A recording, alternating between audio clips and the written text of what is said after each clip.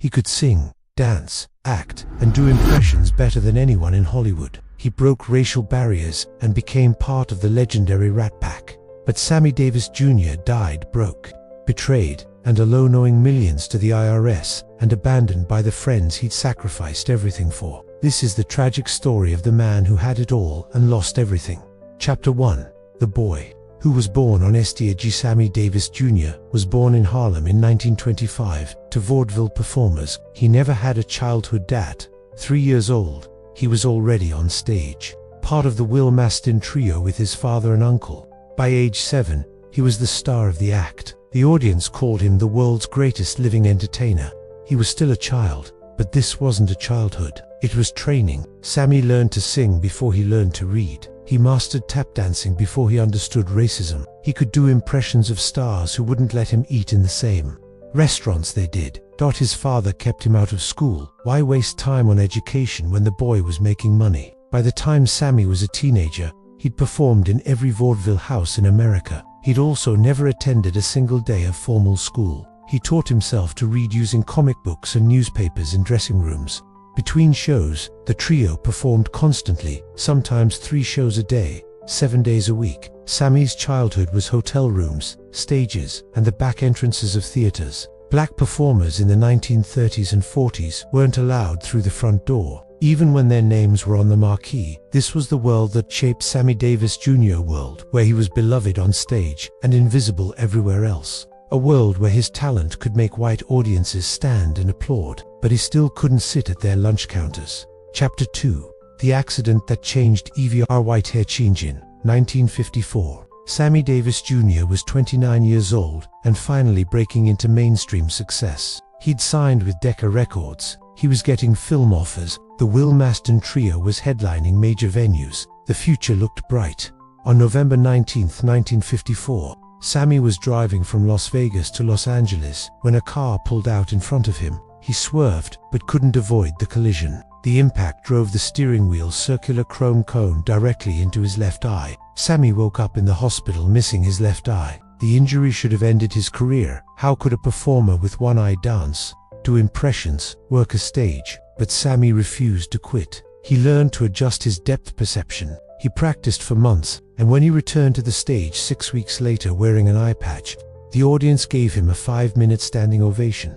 But something else changed during his recovery. Sammy had always felt like an outsider to black for white audiences, to show business for the black community. In the hospital, a Jewish friend visited and talked to him about Judaism's emphasis on overcoming suffering through faith. Sammy converted to Judaism in 1954. His father was furious. The black community felt betrayed. White America was confused. But Sammy finally felt like he belonged somewhere, even if that somewhere was a religion that made him even more of an outsider in 1950s America.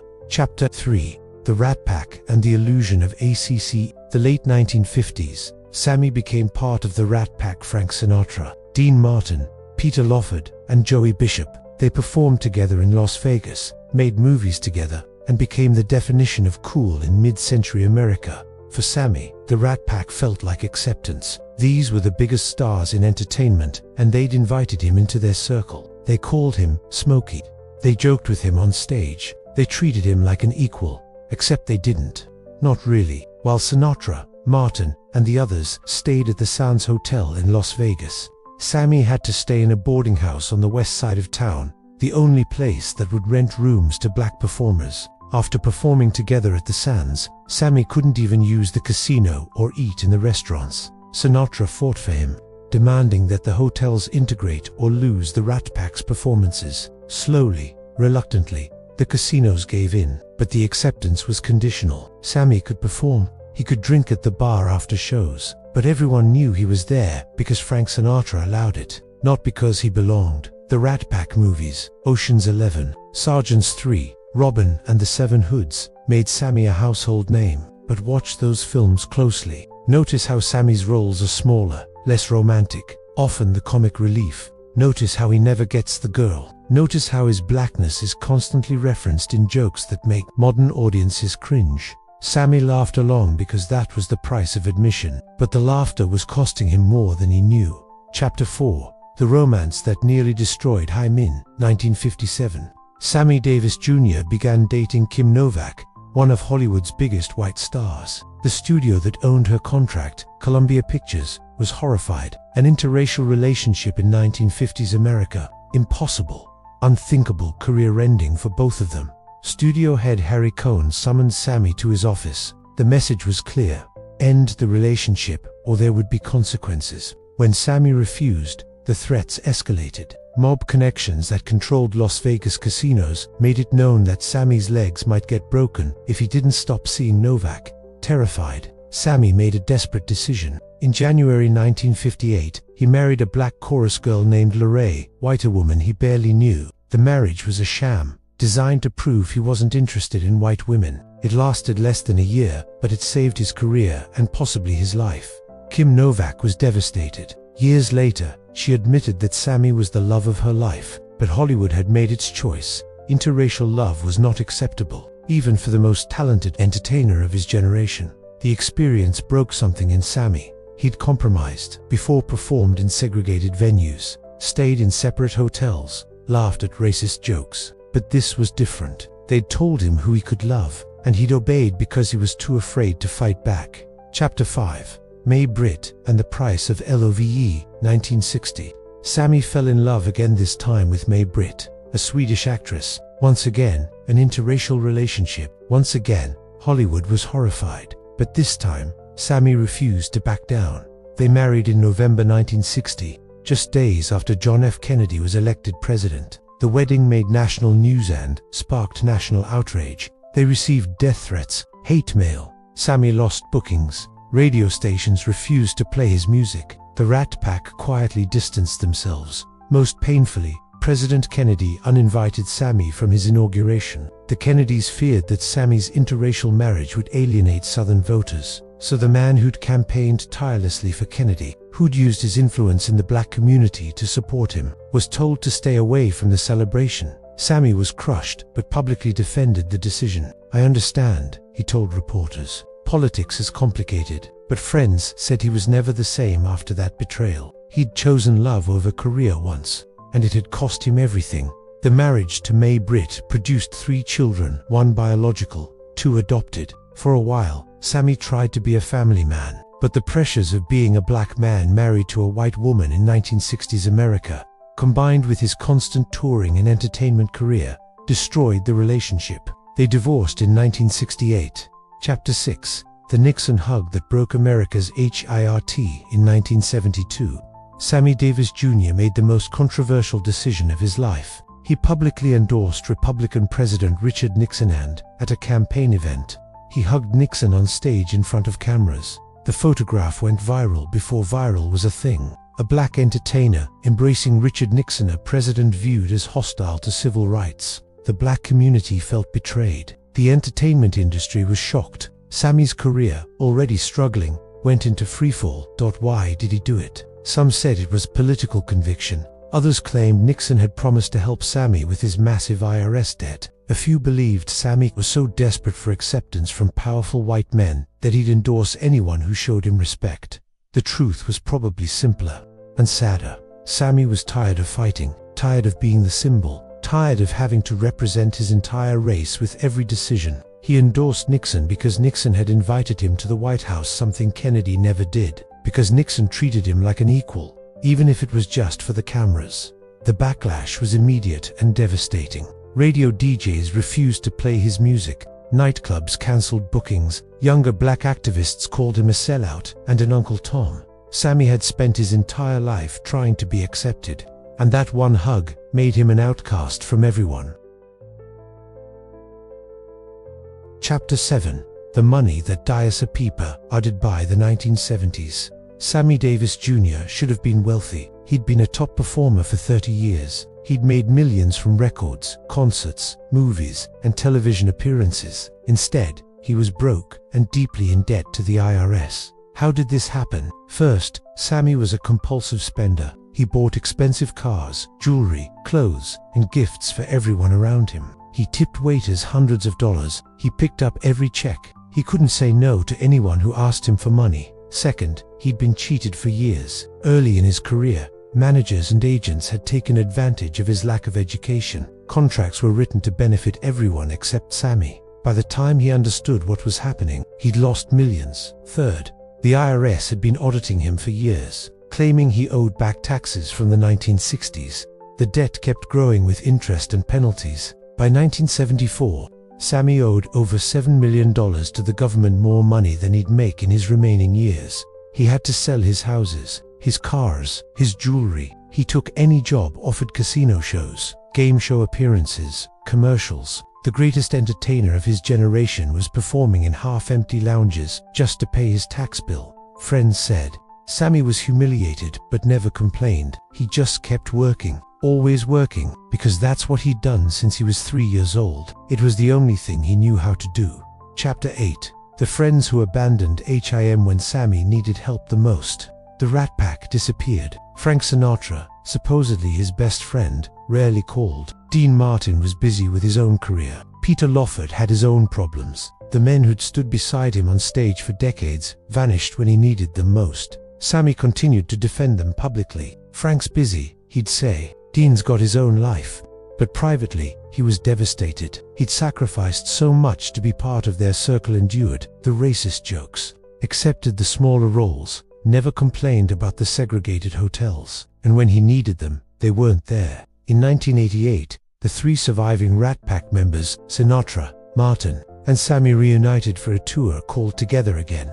It should have been a celebration. Instead, it was sad. Martin was drinking heavily and left the tour early. Sinatra was aging and temperamental. Sammy was dying of throat cancer and didn't know it yet. The tour revealed what had always been true. The Rat Pack wasn't a brotherhood. It was a business arrangement that had benefited everyone except Sammy. He'd been the most talented, worked the hardest, and ended up with the least. Critics who saw the reunion tour said Sammy stole the show, even weakened by undiagnosed cancer.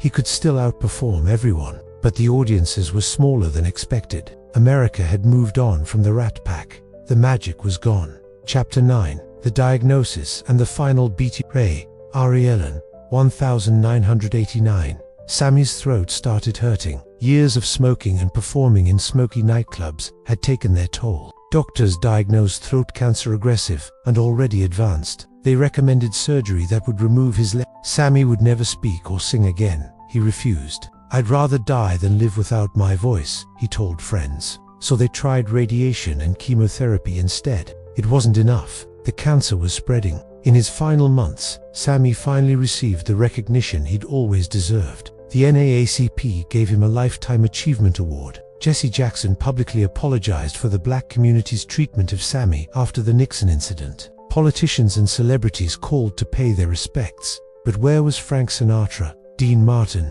the men he'd called brothers for 30 years? Sinatra visited once, briefly. Martin didn't visit at all. When asked why, Martin said, "I don't like to see people when they're sick." The coldness of it was stunning. Sammy died on May 16, 1990, at age 6. His funeral was held at Forest Lawn Memorial Park in Los Angeles. Thousands attended. Sinatra gave the eulogy, a touching tribute to his brother. But people who knew them both said it felt hollow. Where was that love when Sammy was alive and struggling? Chapter 10. The legacy of a broken star. Sammy Davis Jr. was buried with debt still hanging over his estate. The IRS took almost everything. His children fought over what little remained. The man who'd entertained millions died, owing millions. But his legacy is complicated. Yes, he broke racial barriers. Yes, he was incredibly talented. But he also compromised constantly, laughed at racist jokes, and made choices that alienated the black community. Was he a hero or a sellout? The answer is he was human. Sammy spent his entire life trying to be accepted by white audiences, by the Rat Pack, by Hollywood, by America. He changed religions. He married and divorced strategically. He endorsed politicians he probably didn't believe in. He performed in segregated venues. He did everything they asked, and in the end, he still wasn't accepted. Not fully, not really. He was tolerated when convenient and abandoned when he became difficult or expensive or sick. Today, younger generations discover Sammy through YouTube clips and old films. They're amazed by his talent, the dancing, the singing, the impressions. They wonder why he isn't remembered as one of the greatest entertainers in American history. The answer is painful. because America never fully embraced him. He was too black for white America and too accommodating for black America. He existed in the space between, belonging to neither, accepted by no one. Final cliffhanger. 3 days before Sammy Davis Jr. died, he asked his wife Altaviz to bring him a box from his storage unit. Inside were personal items he'd kept for decades: photographs, letters, contracts, and a small leather journal. Altovise later said Sammy spent hours looking through the journal, crying quietly. She asked what it was. He told her it was a diary he'd kept since the 1950s, a record of every racist incident, every humiliation, every compromise he'd made for his career. "I wrote it all down," he told her. "Every time someone called me a name, every time I had to use the back entrance, every joke I laughed at that wasn't funny, every friend who betrayed me. I wrote it all down because I thought someday I'd be brave enough to tell the truth." Altaviz asked if she could read it. Sammy said no. He made her promise to destroy it after he died, to burn it without reading it. "Nobody needs to know," he said. "Let them remember me as the entertainer, not as the man who couldn't fight back." Altaviz kept her promise. After Sammy's funeral, she burned the journal without reading a single page. Whatever Sammy had written, whatever truths about racism in Hollywood, betrayals by the Rat Pack, the real reasons behind his controversial decisions went up in smoke. But before she burned it, Altaviz noticed something. On the inside cover, Sammy had written a quote in his distinctive handwriting. She memorized it before the flames took it. "I spent my whole life being what everyone else needed me to be. I never got to find out who I was supposed to be for myself." That journal contained Sammy's truth, the real story behind the smile, the talent, the compromises. It documented 50 years of American racism through the eyes of its most talented survivor. It held secrets about Hollywood legends who are still revered today. It explained decisions that seemed inexplicable, and it's gone. Burned, lost forever. Some historians believe Altaviz kept copies of certain pages that somewhere, hidden in a storage unit or private collection, pieces of Sammy's diary still exist. Others think she burned everything, honoring his final wish. The question is, what was Sammy protecting? What secrets did that diary hold that he couldn't let the world know? What truths about Frank Sinatra, Dean Martin, Kim Novak, Richard Nixon, the Kennedys, and dozens of other powerful people were deemed too dangerous to share? Sammy Davis Jr. was the most talented entertainer of his generation. He was also the most used, the most betrayed, and the most misunderstood. He died owing millions, abandoned by friends, and remembered as either a hero or a sellout, depending on who's telling the story. But the real story, Sammy's story, in his own words, was burned 3 days after his death. We'll never know what he really thought, what he really felt, who really betrayed him, what really happened behind the smiles and the performances and the compromises. We're left with the image. Sammy created for the public, the greatest entertainer who ever lived, who sang and danced and smiled through everything, who loved everyone who hurt him, who forgave everyone who abandoned him. Was that image real, or was it the final performance of a man who'd been performing since age 3 and never learned how to stop? The diary would have told us, but Sammy chose to take the truth with him. Maybe because he was protecting people who didn't deserve protection, or maybe because even in death, he was still performing, still giving the audience what they wanted instead of what they needed to hear. The tragedy of Sammy Davis Jr. isn't just that he died broke and alone. It's that we'll never know who he really was beneath the talent and the charm and the compromises. He took that secret to his grave and burned. The only evidence that he'd ever existed as anything other than what everyone else needed him to be.